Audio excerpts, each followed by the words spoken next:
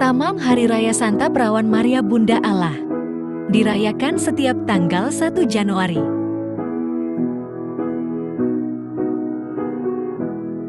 Kita telah mengakui Yesus sebagai Tuhan. Oleh karena itu, kita pun mengakui Bunda Maria sebagai Bunda Allah. Kedua, Hari Raya Kabar Sukacita dirayakan setiap tanggal 25 Maret. Dalam bulan yang ke-6, Allah menyuruh malaikat Gabriel pergi ke sebuah kota di Galilea bernama Nazaret kepada seorang perawan yang bertunangan dengan seorang bernama Yusuf dari keluarga Daud. Nama perawan itu Maria. Ketika malaikat itu masuk ke rumah Maria, ia berkata, "Salam hai engkau yang dikaruniai, Tuhan menyertai engkau." Maria terkejut mendengar perkataan itu, lalu bertanya di dalam hatinya, "Apakah arti salam itu?" Kata malaikat itu kepadanya, "Jangan takut, hai Maria, sebab engkau beroleh kasih karunia di hadapan Allah. Sesungguhnya engkau akan mengandung dan akan melahirkan seorang anak laki-laki, dan hendaklah engkau menamai dia Yesus. Ia akan menjadi besar dan akan disebut Anak Allah yang Maha Tinggi. Dan Tuhan Allah akan mengaruniakan kepadanya tahta Daud, bapa leluhurnya, dan ia akan menjadi raja atas kaum keturunan Yakub sampai selama-lamanya. Dan kerajaannya tidak akan berkesudahan." Kata Maria kepada malaikat itu, "Bagaimana hal itu mungkin terjadi? Karena aku belum bersuami." Jawab malaikat itu kepadanya, "Roh Kudus akan turun atasmu, dan kuasa Allah yang Maha Tinggi akan menaungi engkau.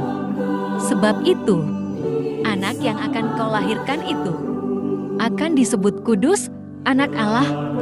Dan sesungguhnya, Elisabet, sanakmu itu, ia pun sedang mengandung seorang anak laki-laki pada hari tuanya.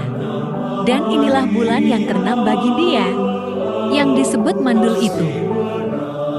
Kata Maria, "Sesungguhnya aku ini adalah hamba Tuhan.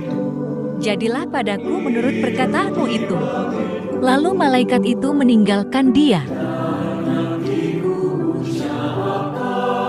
Ketiga, Pesta Santa Perawan Maria mengunjungi Elisabet dipestakan setiap tanggal 31 Mei.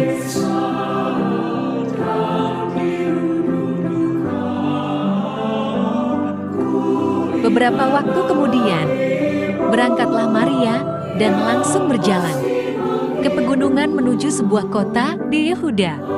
Di situ, ia masuk ke rumah Saharia dan memberi salam kepada Elisabet.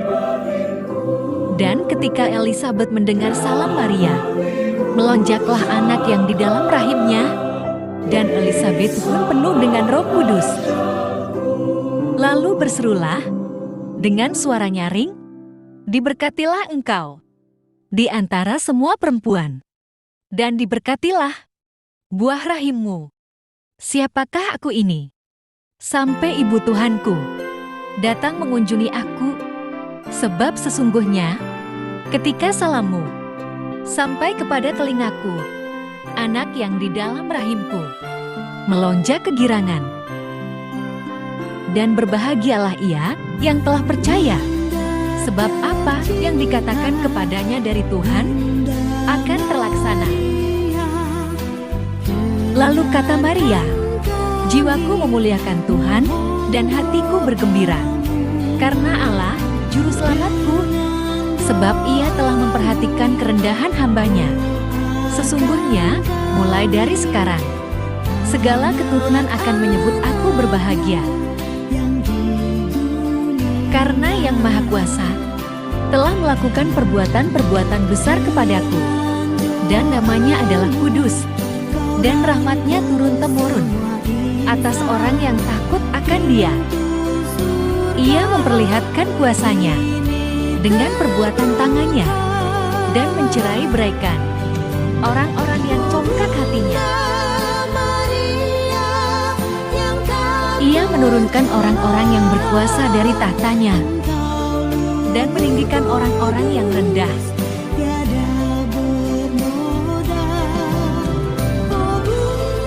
Ia melimpahkan segala yang baik kepada orang yang lapar dan menyuruh orang yang kaya pergi dengan tangan hampa.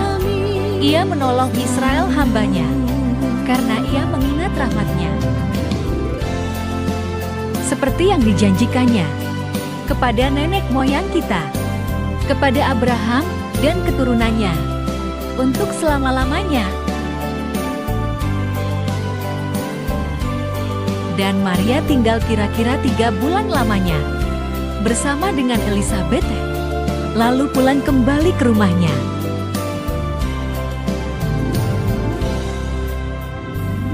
Keempat, peringatan wajib hati tak bernoda.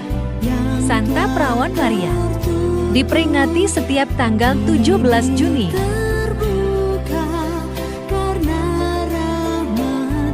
Dapat dikatakan bahwa misteri penebusan mendapat bentuknya di bawah hati sang perawan ketika ia menyatakan kesiapannya untuk mengandung Yesus.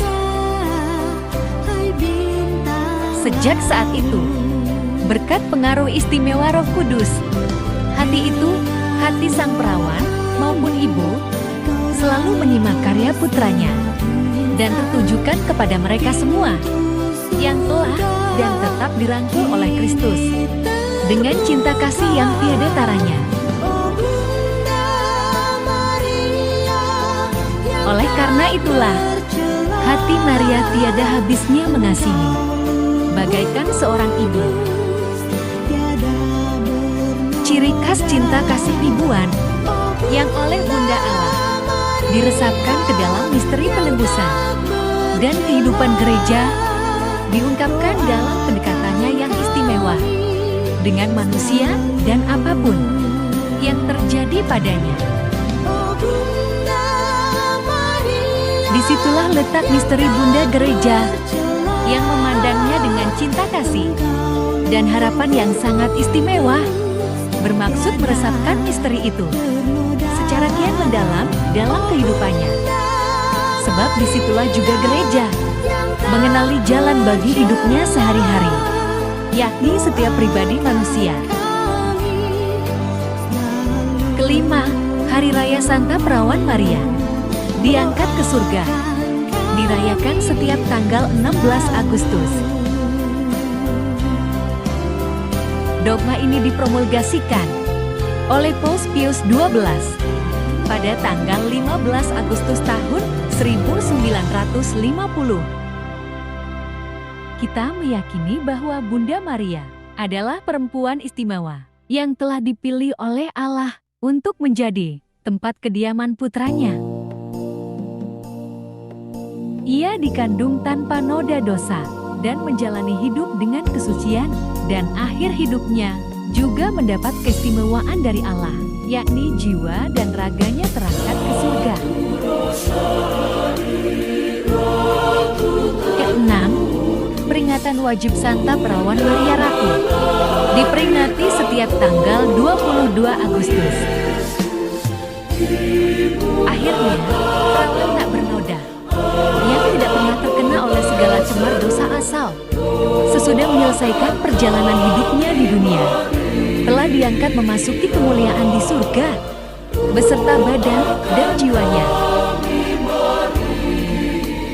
Ia telah ditinggikan oleh Tuhan sebagai Ratu Alam Semesta, supaya secara lebih penuh menyerupai putranya, Tuhan di atas segala Tuhan, yang telah mengalahkan dosa dan maut. Ketujuh, Pesta Kelahiran Santa Perawan Maria dipestakan setiap tanggal 8 September.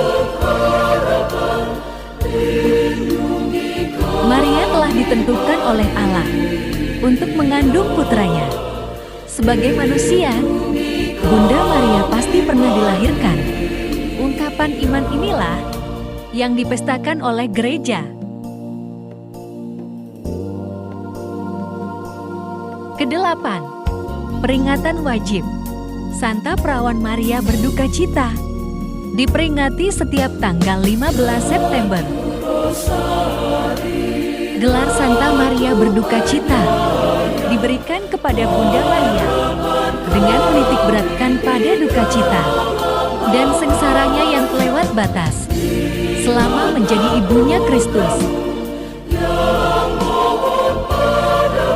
Menurut tradisi gereja, duka cita Maria meliputi 7 peristiwa, yakni nubuat Simeon, pengungsian ke Mesir, Yesus tertinggal di Bait Allah, Maria bertemu dengan Yesus dalam jalan salib, Yesus wafat di kayu salib, jenazah Yesus diturunkan, dan Yesus dimakamkan.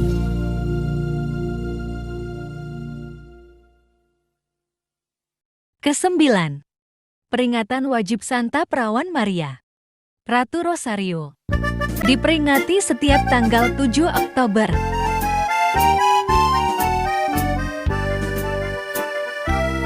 Maria Ratu Rosario didasarkan pada suatu peristiwa.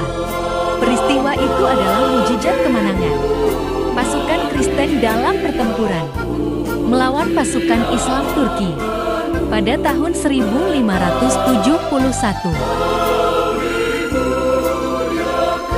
Saat pasukan Kristen Eropa terdesak oleh pasukan musuh Turki, Paus Pius V menyerukan agar seluruh umat Katolik berdoa rosario untuk memohon perlindungan Maria atas gereja.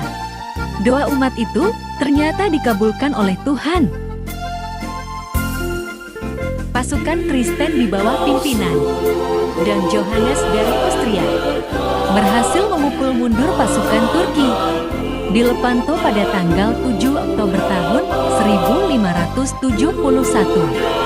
Sebagai tanda syukur, Paus Pius V menetapkan tanggal 7 Oktober sebagai peringatan Santa Maria, Ratu Rosario. Ke-10, peringatan wajib Santa Perawan Maria, dipersembahkan kepada Allah, diperingati setiap tanggal 21 November. Perawan Maria pada masa kanak-kanaknya dipersembahkan secara khidmat kepada Allah di dalam Bait Allah. Juga setelah lewat masa kanak-kanak, Bunda Maria tetap mempersembahkan dirinya kepada Allah sampai akhir hidupnya. Ke-11, Hari Raya Santa Perawan Maria, dikandung tanpa noda, dirayakan setiap tanggal 8 Desember. Santa Perawan Maria, sejak saat pertama ia dikandung oleh rahmat dan karunia yang istimewa dari Allah yang Maha Kuasa, demi jasa-jasa Yesus Kristus, penyelamat bangsa manusia, tetap terjaga, luput dari segala noda asal. Demikianlah penghormatan gereja akan Bunda Maria dalam liturgi gereja. Masih banyak penghormatan-penghormatan lain yang diberikan oleh umat untuk Bunda Maria. Bunda Maria doakan kami selalu. Amin.